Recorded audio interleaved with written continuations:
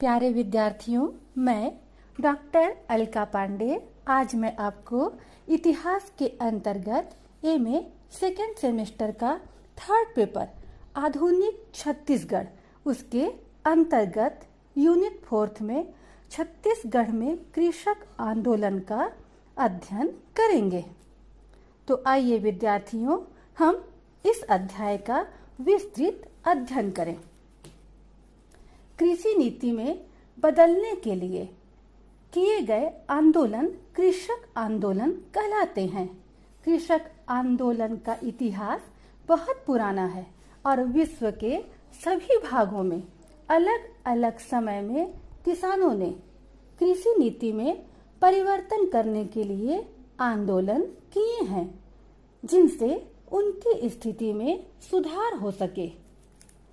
अंग्रेजी शासनकाल में किसानों की दशा अत्यंत शोचनीय थी। प्रत्येक भूमि बंदोबस्त जो अंग्रेज करते थे, भारतीय किसानों की स्थिति को और दयनीय कर देता था। नवीन भूमि व्यवस्था के कारण अनेक प्रकार के भूमिपति हो गए थे, जिनकी शोषक प्रवृत्ति का शिकार किसान ही होता था। इस प्रकार अंग्रेजों की भूमि व्यवस्था के कारण किसानों को सिर्फ अंग्रेजी सरकार से ही नहीं वरन भूमिपतियों के विभिन्न वर्गों से भी संघर्ष करना था। विद्यार्थियों, छत्तीसगढ़ भारत का एक राज्य है जो भारत के हृदय स्थल में स्थित है। यह क्षेत्र प्राचीन काल से ही भारत को गौरवान्वित करते रहा है। यह क्षेत्र आरंभ से ही कृषि प्रधान क्षेत्र है। 1854 ईस्वी में छत्तीसगढ़ में ब्रिटिश शासन की स्थापना के बाद किसानों को विदेशी शासकों एवं उनके एजेंटों, स्थानीय जमींदारों, साहूकारों आदि के शोषण व उत्पीड़न का शिकार होना पड़ा। फलतः शोषित व उत्पीड़ित किसानों ने आंदोलन किया। ये आंदोलन मुख्यतः बेगारी, लगान वृद्धि, बेदखली, साहूकारों की सूदखोरी आदि के विरुद्ध चलाए गए। किसानों के शोषण का सबसे विकृत रूप बेगार प्रथा था। उन दिनों बेगार की प्रथा कई स्तरों पर प्रचलित थी। बेगारी का एक दुष्चक्र बना था। इस बेगार प्रथा के खिलाफ किसानों ने आवाज उठाई। राजनांदगांव इस दिशा में अग्रणी रहा। महंत घासीदास 1870 ईस्वी में राजनांदगांव के जागीरदार नियुक्त किए गए। राजनांदगांव नगर बना और ग्रामों में बेगारी बढ़ी। बेगार प्रथा के खिलाफ सेवता ठाकुर ने पहली बार बगावत की। इसी तरह सरगुजा और बस्तर के भी किसानों ने बगावत की।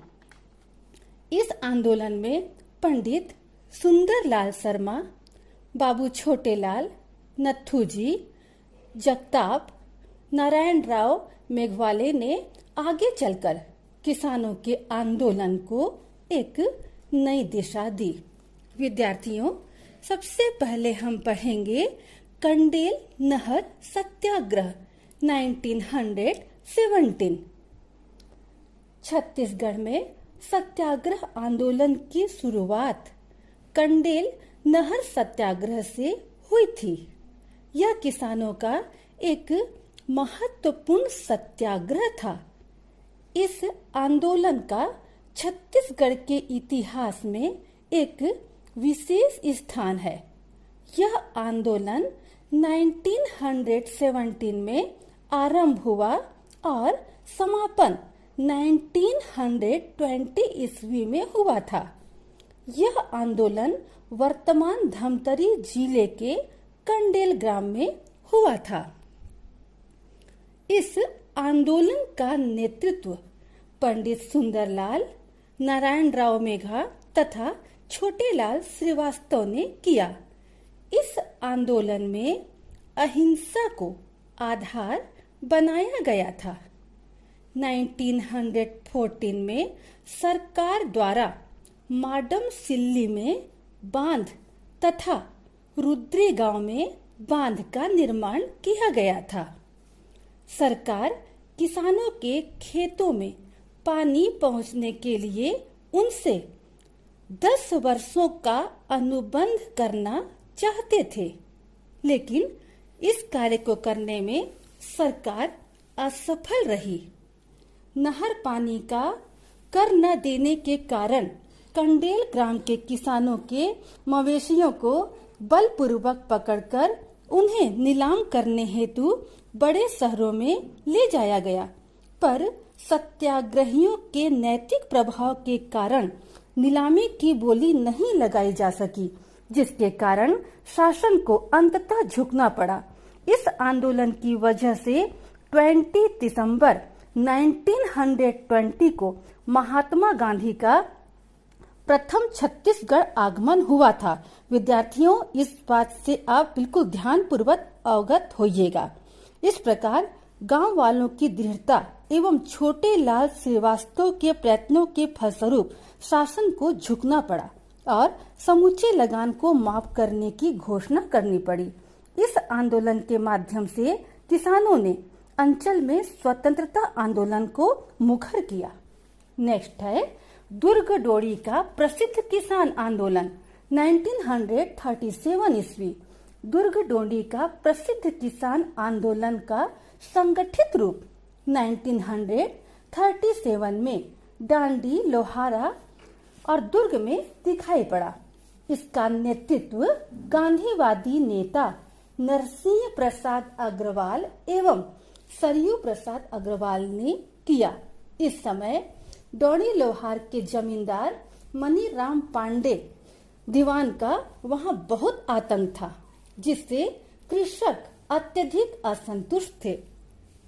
28 अगस्त 1937 ईस्वी को जमींदारों के समक्ष किसानों ने मालीथोड़ी बाजार में आम सभा का आयोजन किया, जिसमें दीवान के खिलाफ शिकायत की, लेकिन इसका असर नहीं हुआ।